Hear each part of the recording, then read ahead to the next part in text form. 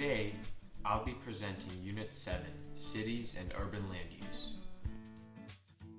The bulk of this unit is concentrated upon models that explain how activity is clustered in certain areas.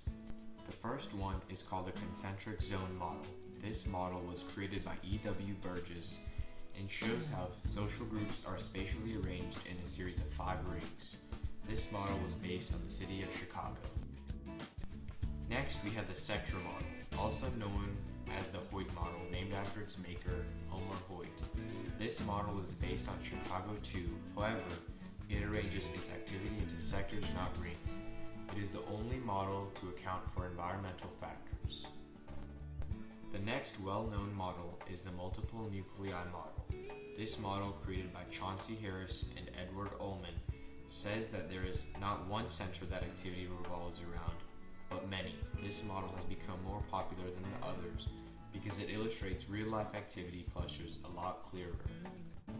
There are also 3 smaller models that explain where activity is clustered in other parts of the world. The first is a Latin America model. This model is distinctive because of their spine of high-income residential areas extending outwards from the CBD, and also because of their squatter settlements.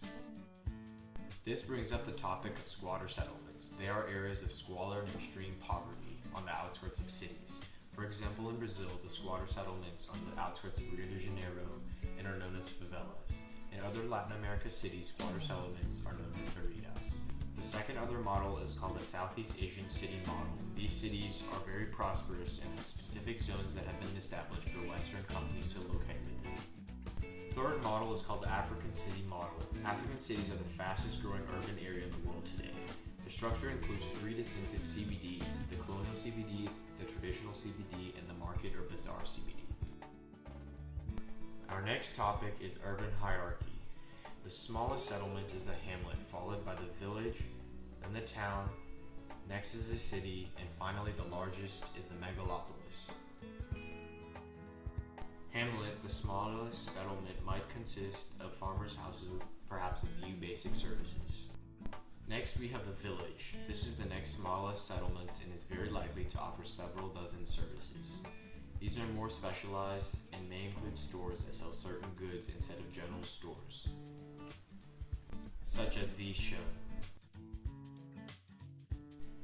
After the village comes the town. It is not only larger than a village, its structures have more specialized functions as well. It has more homes and more services offered to the citizens. It also has a larger hinterland or market area. Next in line comes the city. These cities shown below, New York City and Dubai, are examples. Cities have larger hinterlands, more population, well-defined CBDs, as well as suburbs.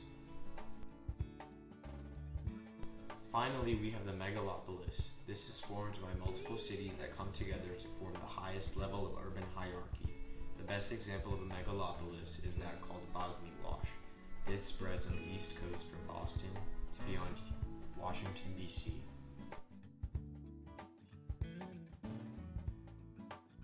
Now that we have finished talking about urban hierarchy, let's talk about services. A service is a system supplying a public need such as transport, communications, or utility. The first type of service is a business service. These are services that primarily meet the needs of other businesses. It includes professional, financial, and transportation services. The second type of service is consumer services. These are businesses that provide services primarily to individual consumers, including retail and personal services. An example would be Walmart or Best Buy. The third type of service is public services. These are services offered by the government to provide security and protection to businesses and citizens. Good examples include police officers and firemen. Have you ever wondered why some things are placed further apart than others? Well, the gravity model and central place theory are 2 popular ways of explaining the relationship between the distance of things. Walter Kristaller established the central place theory with 3 major components. The first component is range, which is the maximum distance people are willing to travel. Created using Powtoon.